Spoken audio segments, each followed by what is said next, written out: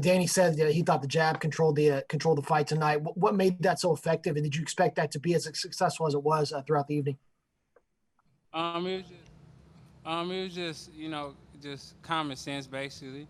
I mean, I was the taller person. He had the shorter arms, and that I always had a great jab. So so that's what we was working on. Working on using the jab, setting everything up with the jab, and basically just outpointing him. That's I think I did well using my jab. I think Lennox Lewis would be really proud of me. I think Lennox Lewis would be really proud of me using my jab like the way I did. Right. I think a lot of folks are wondering how you were going to take a punch after the accident. Is there one tonight that maybe you were proud of how well you were able to respond? No, because I had a 10, 12 week training camp where I was sparring. So I mean I was taking the punches in sparring, so I wasn't surprised. I was taking the punch in the fight because it was something that I've been taking, so I wasn't surprised at all, and I always had a great chin. Next question from Jeremy Harridges. Jeremy, you can unmute yourself and ask your question. Hi, Errol. Congratulations on your victory. How would you appraise your performance? How would you rate yourself? I give myself a B.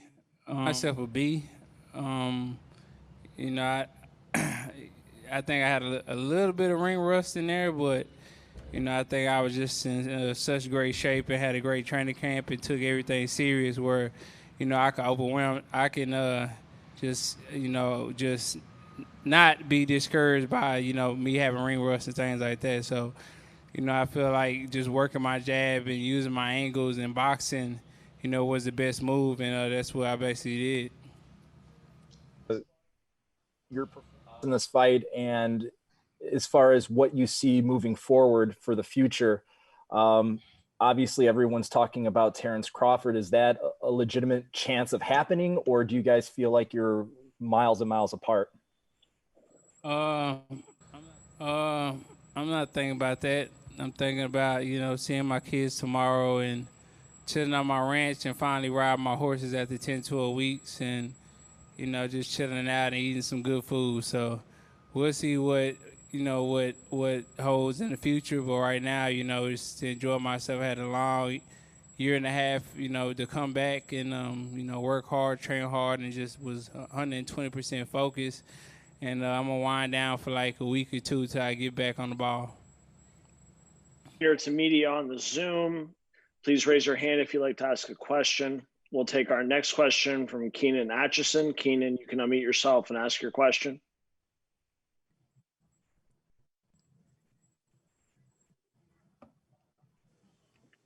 Keenan?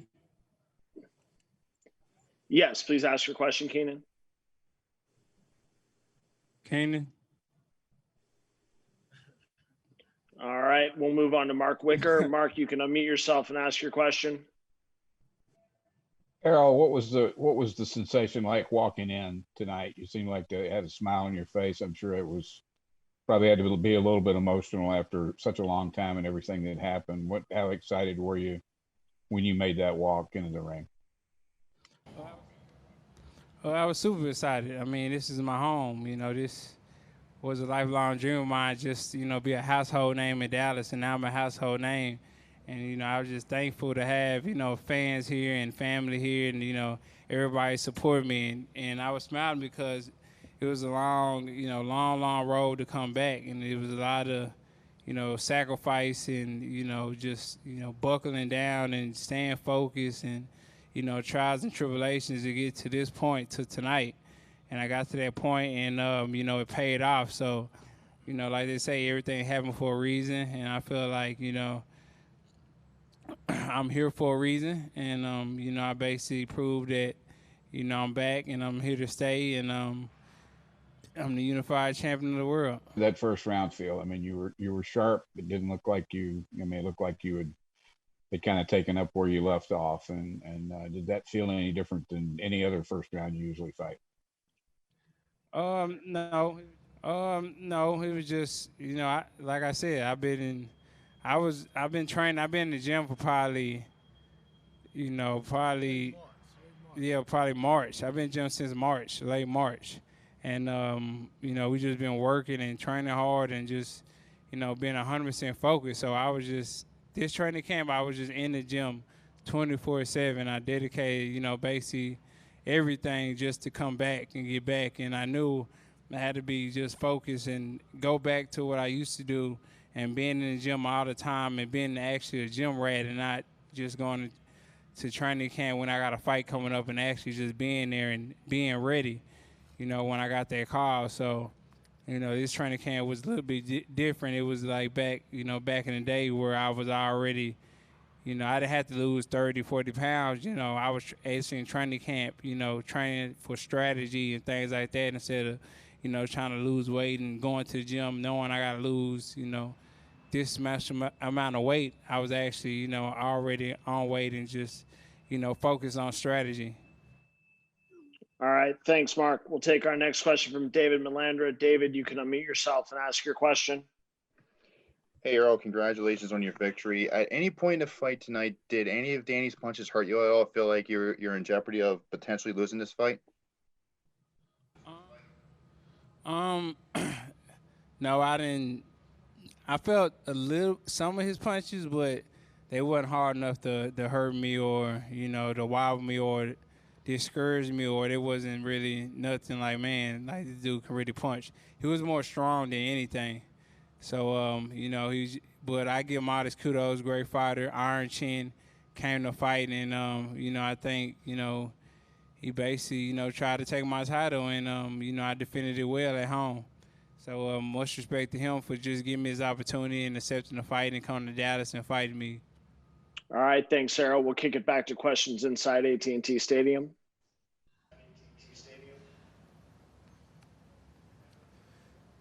Errol, congratulations. I know it was a long road to get back to this point.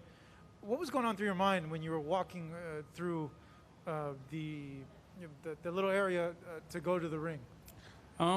Basically, it was just like what my shirt says. It says I'm back. You know, and you know, it was just more of a grateful moment for myself. Like, man, all this hard work, you know, from this year and a half, you know, led me to this point. So, you know, basically it was just, man, like you worked hard to get to this point. You deserve to be here. Now it's time to put on a show. Let's go. So I wasn't nervous at all after being a year and a half off. I wasn't nervous at all coming and walking here. It was more of, man, like, this is my home. This is where I belong. Let's go.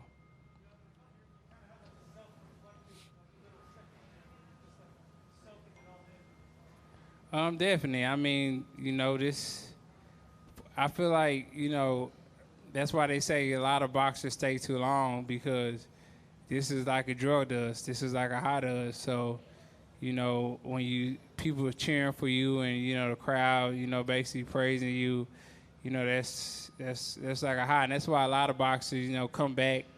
Like Sugar Ray Leonard, he came back, you know, he didn't need the money. He came back to fight because he was chasing something. He was chasing that high that, you know, basically, you know, people still cheering his name and being a champion and saying, you know, like even the Hector Camacho documentary was like, man, it's nothing like when people say and new, you know. So, you know, I just, you know, getting that again and just, you know, hearing people and still and, you know, they putting the belts around me and things like that, you know, that meant a lot. And it's just, you know, I'm glad my hard work and basically my dedication and my path to get back, you know, ended with, you know, me defending my titles and, you know, putting the belts around my waist again and doing it in my hometown in front of all my fans. Errol, did you feel that you hurt him at some point in the fight, particularly to the body? Yeah, I think I hurt him a little bit, but Danny Garcia is very tough, very gritty, iron chin, iron body, and he's not gonna, you know, basically, you know, cower down to anybody. So I think I hurt him a little bit, but, you know, he's gonna fight regardless. It was to the body you felt you hurt him more? Or? Yeah, I think I hurt him a couple times to the body, and I hit him in the chin and hurt him a little bit too, but he just, you know, he's a real fighter, man, so he's not going to go down easy. Did you feel toward the end of the fight he was just trying to make it the 12 rounds and he wasn't going to open up against you? I think he got discouraged a little bit. In the fight, and it kind of stopped his assault because he wasn't really landing that many punches. I was blocking him, picking him off, slipping him. So I think he was getting kind of frustrated. Errol, great performance. I know you already talked about getting back to the ranch, very understandable. But what did you think of Terrence showing up ringside? Do you think that helps build some buzz to make it a big fight? No. I mean, he got to live up to his words. If he say he's not worried about me, then I don't know why he doing what he was doing here. I probably wouldn't go to none of his fights, so I'm not worried about Terrence Crawford. Like I said, I'm going to enjoy my time with my kids and chill out and just reflect on this year and a half that, I came back and, we're going to move on in the summertime and see who I fight. So we'll see. I got to talk to my manager, Al Heyman, and we'll go from there. Derek, you're the only coach in boxing that has 2 unified champions. Are you trainer of the year this year? It's almost over. Hey, man, they'll find somebody to jump in front of me. They'll try to, but they really can't do it this time, I don't think, because of the circumstances. But, you never know. They'll find somebody. And Earl, this proves tonight that you're very popular. Over 16,000 fans in a pandemic. They put, I don't know if you noticed during the fight, they put Crawford on a big screen. He got booed.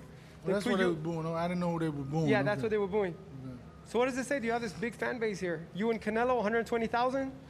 Like I said, I'm not worried about anybody right now. I'm going to enjoy my time with my family, chill out, and, maybe buy a couple horses and goats and cows and chickens and things like that. But, right now I'm just going to chill out, man, enjoy this a little bit of a layoff. It was a hard year and a half for me, coming back. And, I need to rest a little bit and not really think about boxing for like a week and then jump back on the ball. But, I'm not going to get out of shape, not going to get too fat. I'm going to keep working and stay in the gym.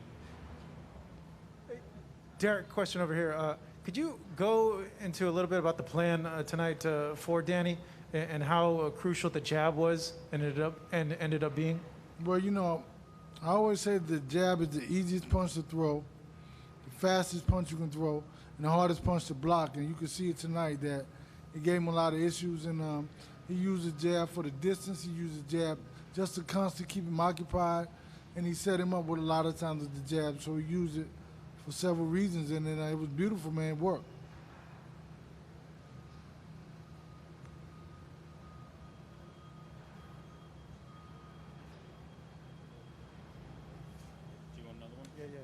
Derek, in an ideal world, you being Errol's trainer, how quickly would you want to see him back, and what, what more do you want to see out of him? He said he gave himself a B. Would you give him that rating too, or do you think he performed pretty well here tonight? Nah, man, I give him an A+ just because he was able to be consistent. And I think that it's very difficult because that's what Danny Garcia's strength is in the complacency of the fighters. The fighters get comfortable. They get complacent, and he catches them with a good shot. So, myself, I would give him an A only because of the fact that his level of consistency. I didn't like when he was kind of dropping his hands a little bit, and I kind of told him. But at the same time, that's when Danny's he's at his strength because people get comfortable. And I think that I don't necessarily that's not my thing to see whenever I want him back in the ring. I just want him back in the gym in a couple weeks, 2 to 3 weeks. But other than that, I don't really. That's not my deal, man. I think that he needs to rest. He needs to get the everything's in. He's gonna be sore as heck tomorrow, man. Muscles and sore. He's gonna need to listen. The masseuse says she wanted to see him too, but he's gonna need a massage or hot whatever. But I think that maybe in the next 2 weeks, 3 weeks, he'll be back in the gym and just keep it rolling, man. Hey, one more over here. Hey, Errol, I think it was toward the end of the 11th round. You looked down at the canvas. I couldn't really see what happened. Did you lose your mouthpiece? Is that what you were looking down at, or what? Oh, yeah, I lost my mouthpiece. Okay. And we have one more question on Zoom from Calvin Watkins with the Dallas Morning News. Calvin, go ahead.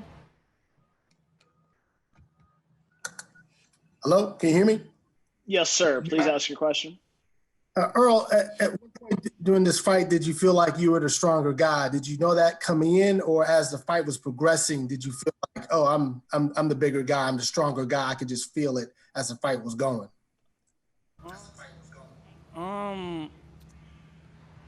I kind of knew that I was the stronger guy just because I'm stronger than a lot of people. Even though people say I might be skinny or whatever, I'm just naturally strong. People I spar, light heavyweights, and things like that, and push them around. So, I I just felt like I was a stronger guy, and especially him, fighting at 140 before and things like that. And I was already bigger than him. I felt like I was bigger than him. I'm taller than him. My arms are longer than his. So, I just felt like he couldn't do nothing with me if we was fighting on inside and outside. So, I just felt that I held all the advantages. And before this fight, just watching him fight throughout the years and watching my fight, I just felt I had a better arsenal than him.